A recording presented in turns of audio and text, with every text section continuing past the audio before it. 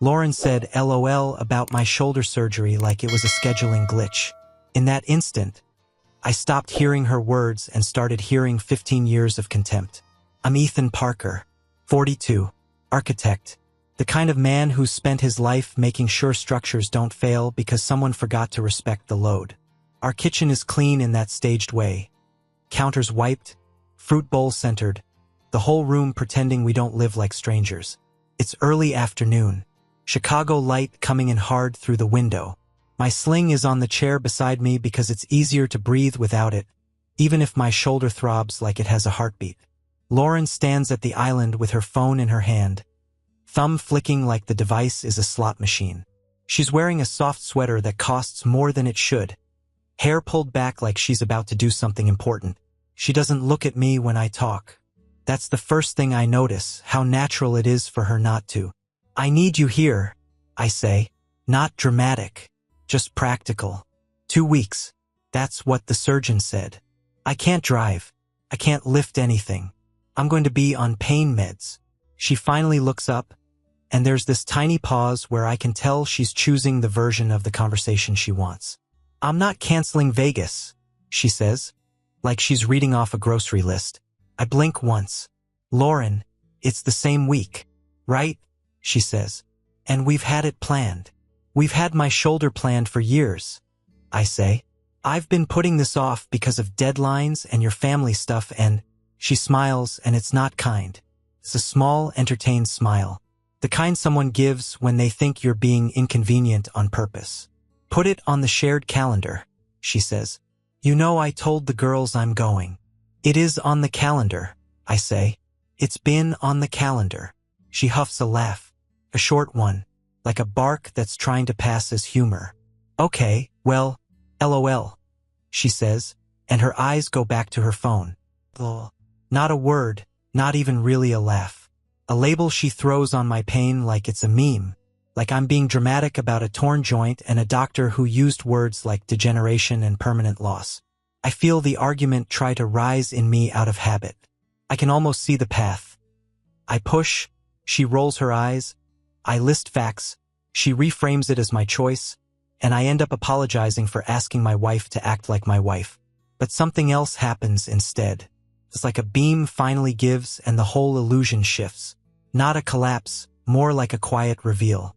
I'm looking at the same kitchen, the same woman, but the structure underneath my assumptions is gone. Because the problem isn't Vegas. It's the way she says LOL, like my body is a scheduling conflict. It's the way she doesn't even pretend to feel bad.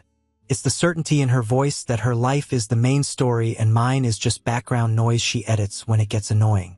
15 years line up in my head like drawings spread across a table. Dinners where she talked over me. Holidays where I did the work and she took the credit. Arguments where I stayed measured and she got cruel because she knew I'd keep trying. Every compromise that only went one direction. I look at her, really look, and I don't feel the heat I expected. I feel a calm settle into place. Clean, heavy, immovable. Finality. Lauren keeps scrolling. So, she says without looking up, can you just hire someone? Like a nurse or whatever? I nod once, slow. Not agreement. Recognition. Yeah, I say. My voice comes out even.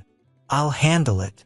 And for the first time in a long time, I mean it in a way she doesn't understand.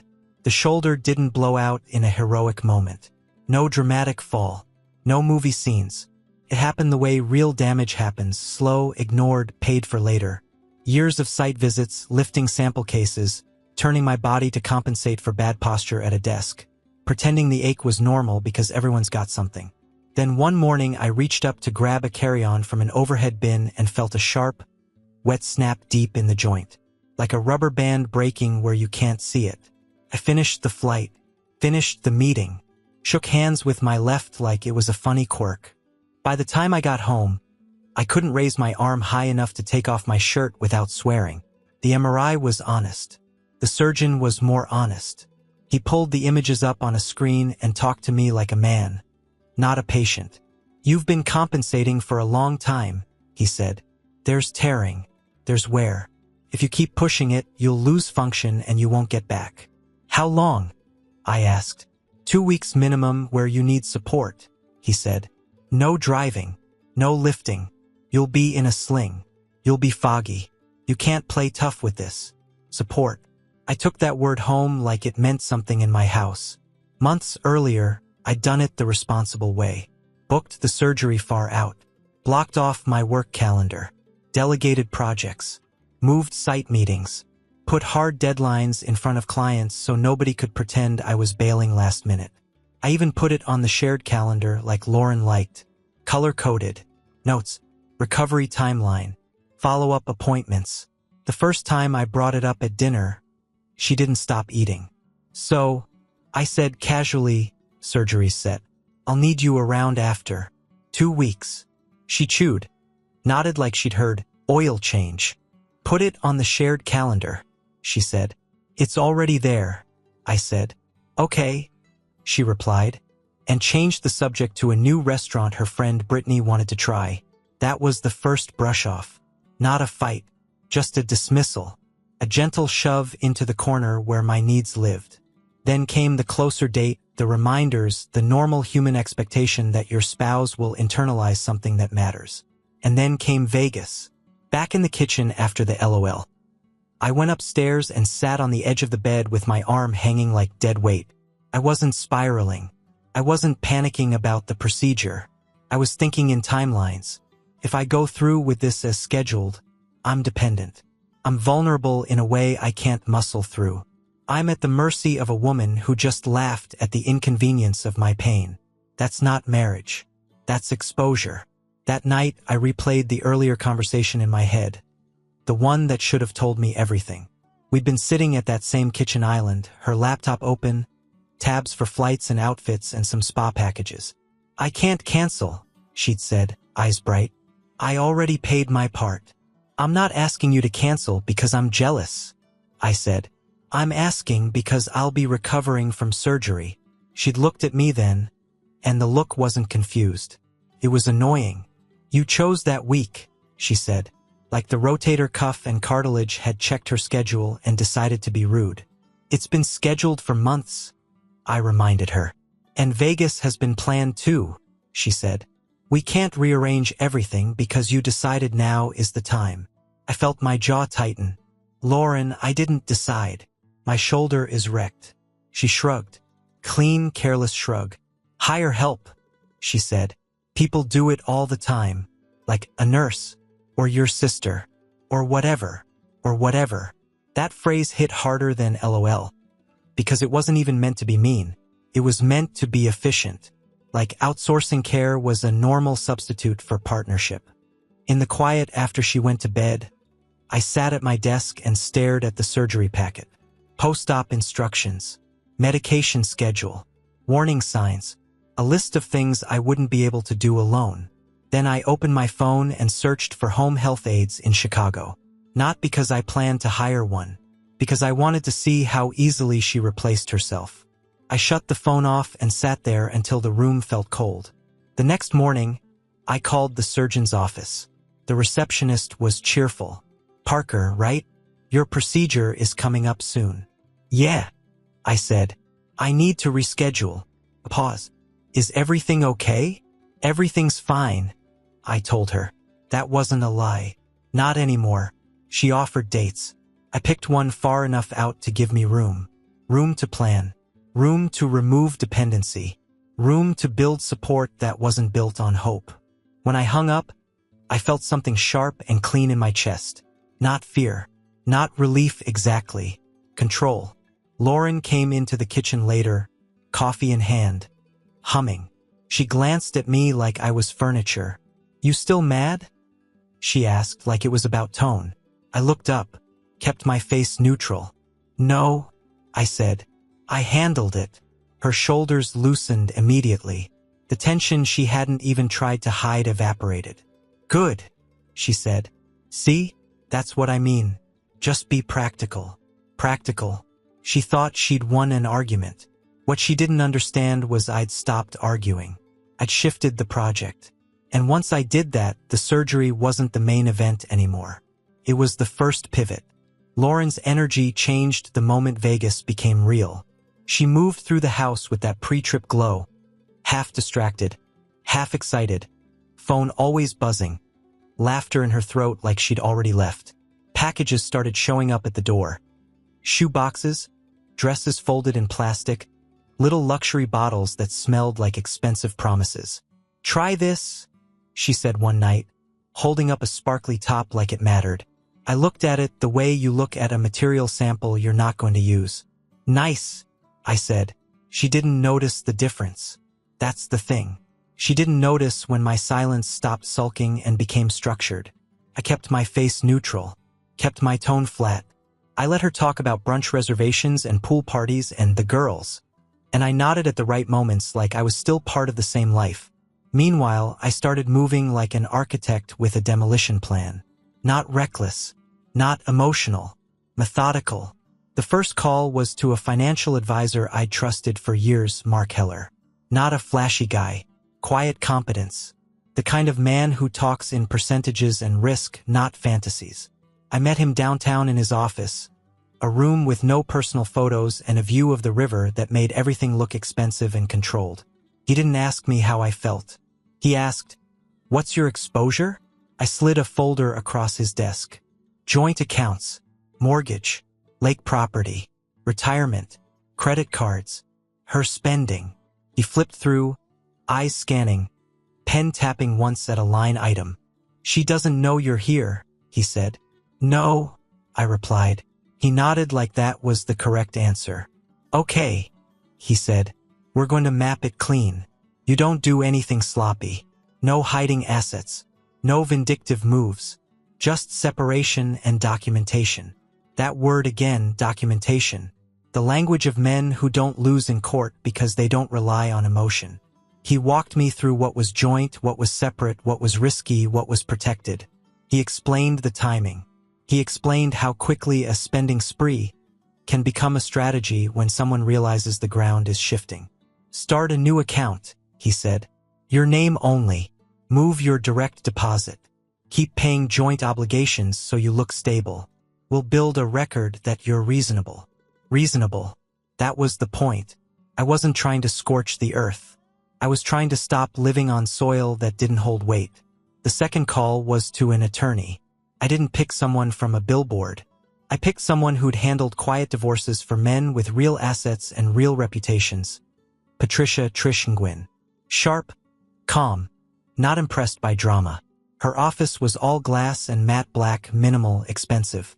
She shook my hand like she already understood the assignment. "What's the trigger?" she asked. "She's leaving for Vegas during my surgery," I said. She laughed about it. Trish didn't react theatrically. She just wrote. "And you want divorce?" she said, not as a question. "Yes." "Any kids?" she asked. "No." "Infidelity suspected?" Her eyes flicked up. "Not confirmed," I said. "But the respect is gone. That's confirmed." She leaned back slightly. "Good. We don't need a villain. We need a plan." That sentence hit me like oxygen. She laid out the steps the way a contractor lays out phases. Filing, disclosures, temporary arrangements, asset division, potential mediation. She asked about the lake house, asked about my business accounts, asked about Lauren's job and income.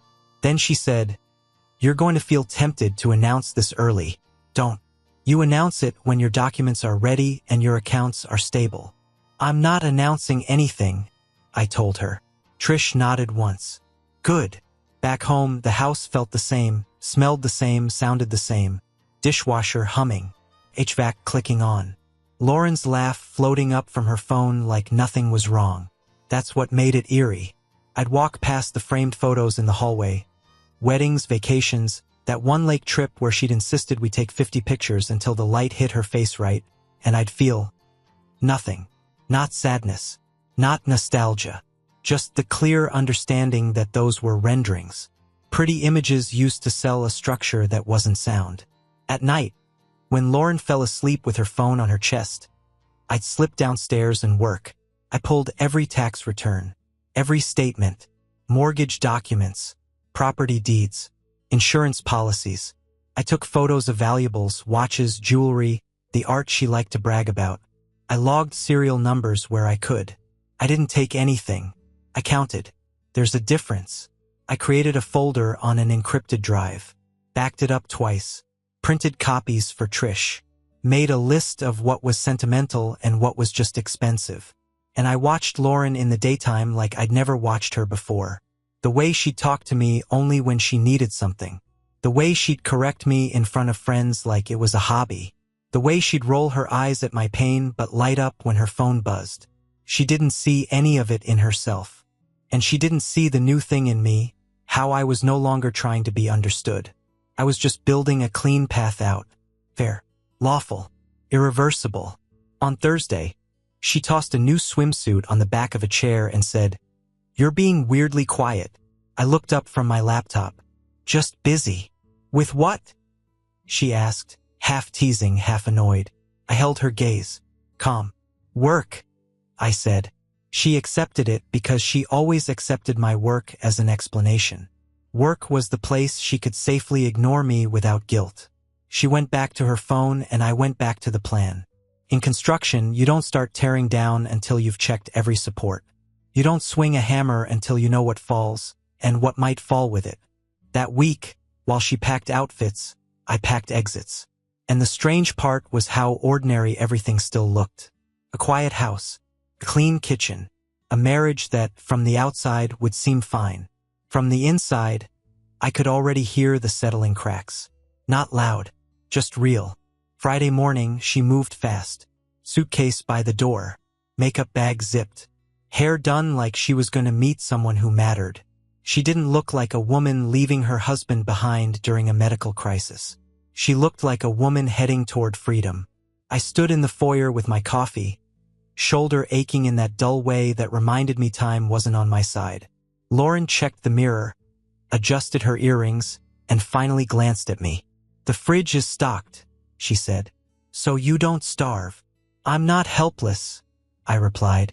She smirked. We'll see. Don't fall apart while I'm gone." It wasn't a concern. It was a joke at my expense. One last little stamp that said my discomfort was entertainment. I watched her wheel the suitcase out. The rideshare driver loaded it without looking at me. Lauren leaned in for a quick, distracted kiss that landed near my cheek more than my mouth. Then she was gone. The door shut. Locks clicked. The house went still in that way it never does when someone's moving around in it. I waited until I saw the car pull away through the front window. Then I moved. Not angrily. Efficiently. I went straight to my office, downtown, glass walls, clean lines, the place where decisions actually stuck. The moment I sat at my desk, my body did what it always does when the stakes are real. Pain got filed away behind purpose. I opened a fresh notebook and wrote a title across the top. Separation. Inventory/accounts/timeline. It looked like a project header. That was the point. Emotions don't hold up in court. Documentation does. First, assets. I pulled statements, printed them, and highlighted balances. Joint checking, joint savings, mortgage, retirement, brokerage, the lake property. I ran reports on credit cards, every transaction for the last 12 months. Patterns show up when you stop making excuses for them. Spikes in spending. Girls' night dinners that cost more than a car payment. Boutique charges. Hotels that didn't match work conferences. I didn't jump to conclusions. I just marked them. Dates. Amounts. Merchant names. Second, property. I walked through the house room by room with my phone, recording video. Cabinets. Closets. The basement storage. The garage. Every visible value. Every piece of furniture I could identify was purchased during the marriage. Not because I wanted to take it, because I wanted a before picture that couldn't be argued with later. I photographed serial numbers where I could, electronics, appliances, took clear shots of art, took close-ups of the designer bags she liked to call investments. I noted the condition, location, any proof of purchase I could find. It felt clinical. That was the point too. Third, access. Per Mark's guidance, I moved my direct deposit to a new account in my name only. I didn't drain anything. I didn't play games. I left joint funds to cover joint bills and to show stability. I set alerts on every shared account. A text for every charge over a certain amount. A notification for every transfer. A paper trail that created itself. I updated passwords carefully, legally, within what Trish told me I could do without it looking like sabotage. I backed up everything again. Hard drive, encrypted cloud, physical copies in a safe deposit box. By Friday evening, my back ached from sitting, my shoulder throbbed, and my eyes were gritty from staring at numbers. But I wasn't spinning. I ordered food, ate at my desk. Keep going. Saturday, I met Trish briefly. We didn't talk about feelings. We talked about leverage, timelines, and how to position a proposal so it looked like what it was, fair. Offer something clean, she said. It makes you look reasonable. If she rejects it, she's the problem, not you. I nodded. I want to go out without chaos. Then you stay disciplined, she said. Saturday night, I sat alone in the house and listened to it. No buzzing phone in Lauren's hand. No reality TV noise. No performative sighs. Just the quiet hum of the refrigerator and the city outside. I realized something that surprised me. I wasn't lonely. I was lighter. Sunday morning, I drove to a storage unit I'd rented quietly under my name and dropped off copies of the most important documents. I didn't trust a house that was about to become contested territory. Then I came back and drafted a settlement framework with Trish's outline in mind. Not spiteful, not greedy, clear. Division that made sense. Timelines, property arrangements, steps that prevented the breakdown phase people like Lauren thrive in, the chaos, the emotional bargaining, the public narrative. By Sunday afternoon, anger wasn't even in the room anymore. Relief was, not the soft kind, the sturdy kind, the kind you feel when you finally see a version of your life that doesn't involve negotiating for basic care. Vegas wasn't the event. Vegas was the opening, and the door had already closed behind her. The Wisconsin air hit differently the moment I stepped out of the truck. Cleaner, colder, honest. The lake was gray under a hard sky, the kind that makes you feel small in a useful way. No sirens, no constant city buzz, just wind moving through pine and the soft slap of water against the shoreline. We'd bought the property 3 years ago as a promise. Lauren called it our escape. She talked about it like it was a brand. The lake house, like saying it enough times, made us a certain kind of couple. The kind that hosted friends, drank wine on a deck, posted photos with captions that implied peace and intimacy. I designed it. Of course I did. I designed everything. At first, the plans had been about us, or what I thought us was. A wide kitchen for entertaining because Lauren liked the idea of being the hostess. A big island, open sightlines, a living room that faced the water like a magazine spread. A primary suite with a private balcony so she could sit out there in the mornings and pretend she was the kind of woman who read books slowly. A closet bigger than my first apartment. A wellness room she insisted on, soft floors, mirrors, a place she could claim she used even if she didn't. Standing there now, looking at the site markers and the foundation work that had already started, I felt a strange kind of embarrassment. Not for wanting it, for designing around someone who wasn't load-bearing. I walked the perimeter where the footprint would be. The earth was raw, disturbed. Stakes with fluorescent tape fluttered in the wind. The project had been paused for winter and scheduling, but it was ready to move. I pulled the rolled plans from the back seat and spread them across the hood of my truck. The paper snapped and fought the cold air. I stared at the drawings like they belonged to another man. Every line told a story.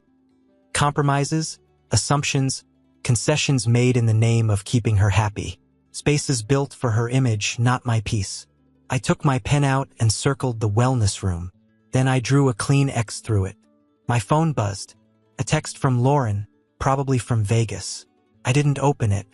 Instead, I called Sean Delaney. Sean was a builder, a friend, and one of the few men I knew who didn't talk too much. He'd built half the houses along that stretch of lake. He'd also seen enough divorces to understand when a man's voice changes. He picked up on the second ring. Ethan. Sean. I said. Plans are changing. A short pause. Yeah. I repeated. I need you up here. Today, if you can. He didn't ask why. He just said, give me 2 hours. When Sean's truck rolled in, he got out wearing a heavy coat and a face that looked carved out of weather. He walked up to the hood of my truck and glanced at the plans. You're serious, he said. I don't do this for fun, I replied. Sean's eyes flicked to my shoulder. Still busted. Still, I said.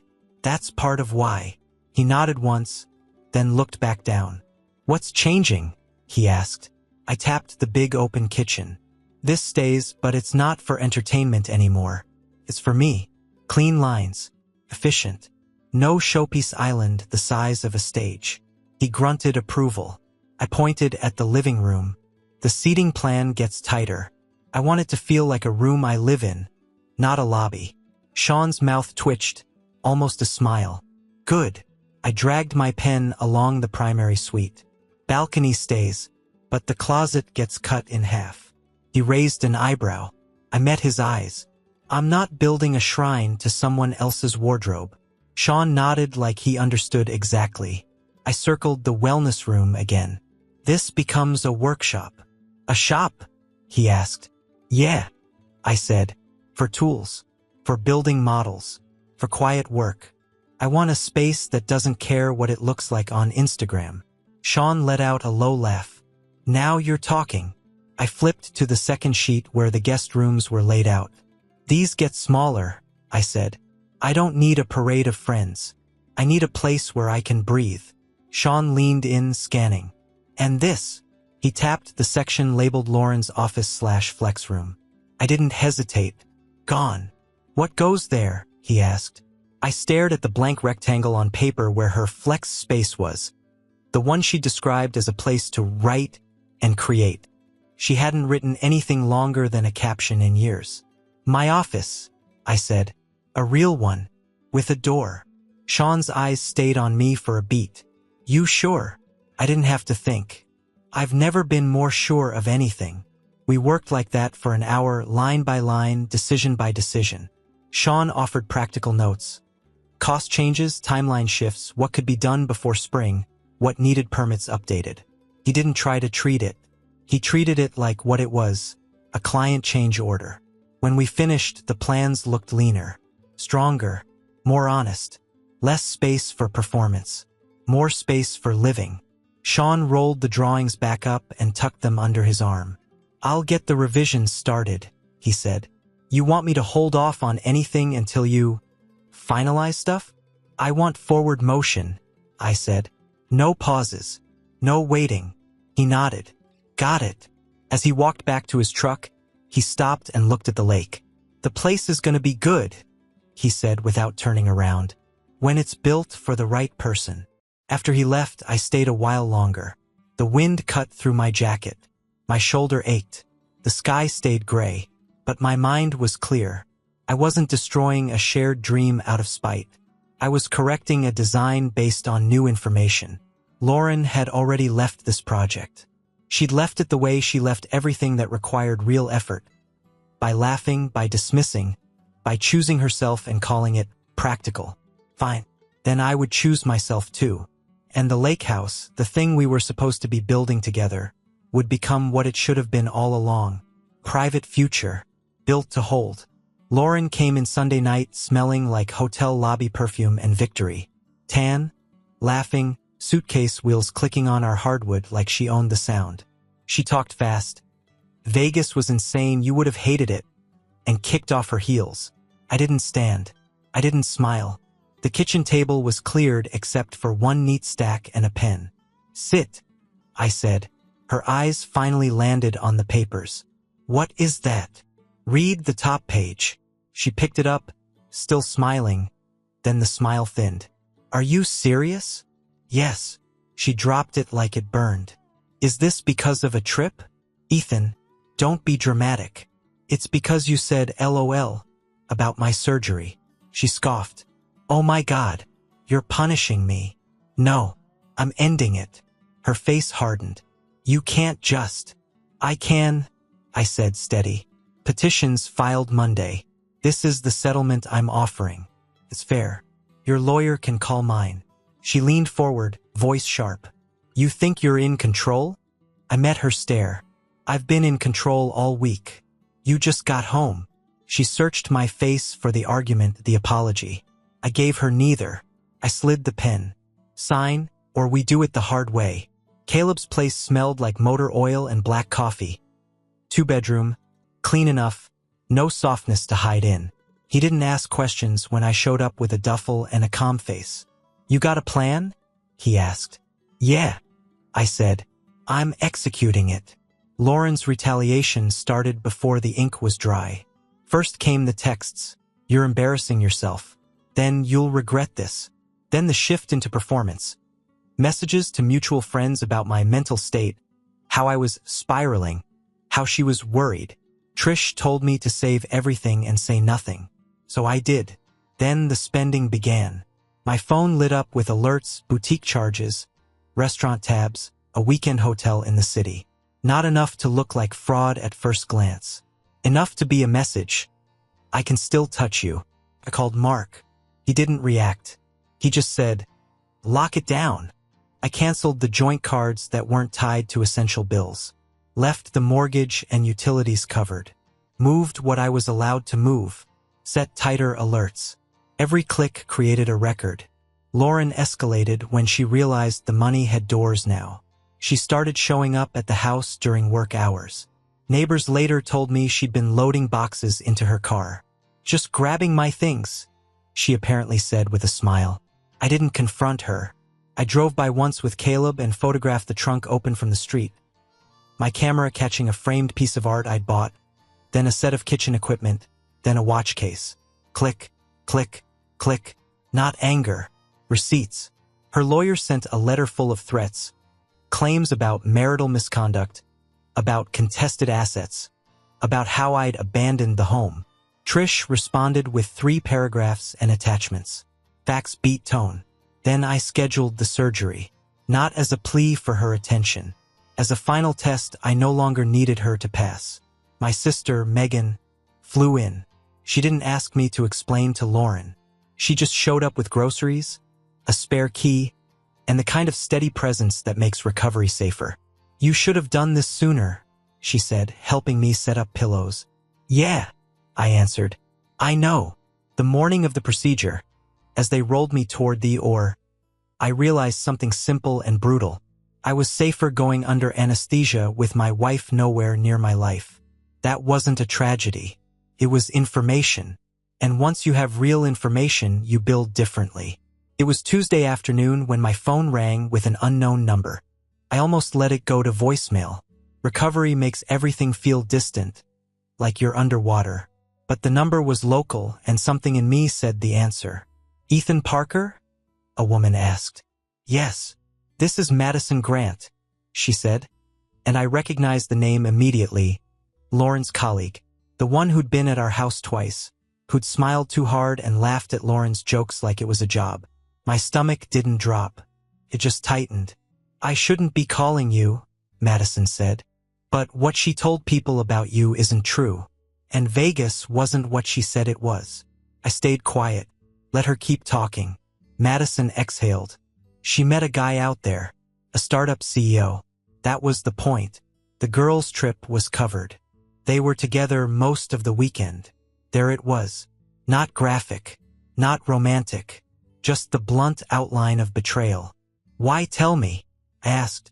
Because she's telling everyone you're unstable, Madison said. And because she bragged about him like it was a promotion. It made me sick. I thanked her. Calm short. Then I texted Trish. Call me. New info. Trish rang back within 10 minutes. I gave her Madison's details and repeated the startup CEO line exactly as said. Trish didn't gasp. She didn't moralize. She said, good. Now we get sharper. What does it change? I asked. It changes the questions we ask in discovery, she replied. If she's aligning with someone who has money or equity, she may be planning a move. It also changes her incentive. She wants this divorce clean and fast. That's leverage. 2 days later, Lauren's attorney requested mediation. Not a suggestion. A push. Trish read the email, then looked at me across her desk. That's your answer. She wants out without a spotlight. I pictured Lauren in Vegas, glowing, untouchable, laughing at my pain like it was background noise. I pictured her coming home and finding papers instead of a fight. Fine, I said. We meditate. The conference room was cold and professional, the kind of place where people pretend they're reasonable while trying to win. Lauren walked in perfectly put together, hair, nails, posture. She looked like she'd practiced being calm. But her calm had a brittle edge now, like glass that knows it can crack. She didn't say sorry. She didn't ask about my shoulder. She just smiled thinly and said, "Let's get this over with." Trish opened her folder. We can. Hour by hour, we ground it down. Numbers, dates, assets, terms. And by the end, the agreement we landed on looked a lot like what I'd offered at the start, which told me everything I needed to know. Lauren could have been reasonable at any point. She just didn't want to, until she had something else to protect. The judge finalized it on a Wednesday. No drama, no speeches, just signatures, dates, and a clerk who looked bored because this wasn't her life. When I walked out of the courthouse, the air felt sharp and clean, like winter cutting away what didn't belong. 2 weeks later, my phone rang again. A different unknown number this time. I answered because I've learned that surprises don't get smaller if you ignore them. Ethan Parker? A man asked. Yes. A pause. Then, this is, he said his name, and I didn't recognize it, but I knew what he was the moment he spoke. The careful tone, the controlled confidence, the need to measure himself against me. I'm calling because Lauren told me some things, he said, and I'm trying to figure out what's true. I could have asked questions, could have pushed, could have tried to damage her next life the way she tried to damage mine. I didn't. She's free to build whatever story she needs, I said. But if you're calling me, you already don't trust it. Silence. Then he cleared his throat. So, you're saying I'm saying, I cut in calm. I'm done being involved. Make your own decisions. I hung up before he could turn it into a negotiation. A few days after that, Lauren tried one last time in person. Parking garage under her new building downtown. Concrete, dim light, footsteps echoing. I was there to sign final closing paperwork on the Chicago house sale. She appeared by my car like she'd been waiting. Same perfect look. Same practiced face. Ethan, she said, like she was greeting an old friend. I didn't flinch. I just held my folder and waited. I never wanted it to go like this, she said quickly. You forced it. You know that, right? There it was, history rewriting in real time. You left for Vegas, I said. During my surgery, she scoffed. It was a trip. You made it a war. No, I replied. I made it a conclusion. Her eyes flashed. You always had to be right. I looked at her for a beat, truly looked, and the strangest part was how little I felt. No heat, no pull. You can tell yourself whatever helps you sleep, I said. Just don't tell it to me. She stepped closer, voice dropping, like she was about to try intimacy as a weapon. Was it worth it? She asked. I opened my car door. Yes, that was the whole answer. After the Chicago house sale closed, she relocated for a new job, new city, new storyline. She posted photos that looked happy. That's what she did best. I drove north. The lake house was finished by early fall. Sean's crew did clean work. The revised design felt like breathing. A workshop that smelled like cut wood and steel. A real office with a door. A kitchen that served function, not performance. A living room that faced the water without trying to impress it. On the first night, I stayed there alone. I sat on the deck with a drink and listened to the lake. No buzzing phone. No tension waiting to be triggered. No need to translate my pain into something acceptable. Just quiet. A week later, I hosted a small night, Caleb, Sean, and my sister Megan. No speeches. Just steak on the grill, a few beers, and men who'd shown up when it mattered. At one point, Caleb looked around the place and said, "This fits you." I nodded. That was the point. Later that night, after they left, My phone buzzed with a text from an interior designer I'd worked with on a high-end project. Elena Marquez. Precise taste, sharp mind, no nonsense. Elena. Saw the lake house photos Sean posted. Congratulations. It looks solid. Elena. If you ever want help finishing the office space, I'd love to collaborate. I stared at the message longer than I needed to. Not because it was romantic, because it was simple, respectful, normal. A door cracking open not with need, but with possibility. I typed back one line. Me thanks. I might take you up on that. Then I set the phone down and walked through my house. My real one. Checking doors, lights, lines, the way a man does when he finally lives inside something built to hold. The story wasn't about winning. It was about rebuilding a life that finally fit. Subscribe and stay one step ahead of cheaters. And trust me, the next story makes this one look like a fairy tale.